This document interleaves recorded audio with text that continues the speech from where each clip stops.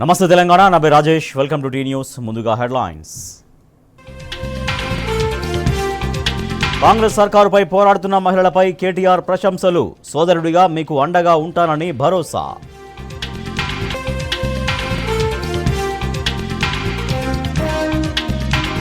Fourth city కోసం police బలగాలతో అధికారుల సర్వే.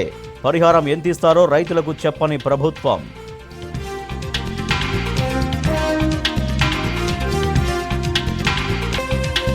పేద మధ్యతరగతి ప్రజలపై రేవంత్ సర్కార్ మరో పిడుగు. రాష్ట్రమంతా హైడ్రా తరహా వ్యవస్థల ఏర్పాటుకు ఆలోచన.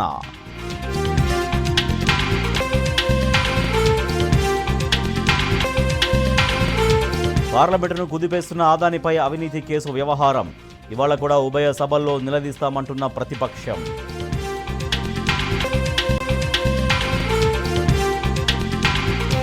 మణిపూర్లోని కాంతా సభల్లో రోడ్డుపై బైఠాయించిన జనం. ఆర్మీ క్యాంపుల్లోకి వెళ్లిన గ్రామస్తుడు కనిపించడం లేదని ఆందోళన.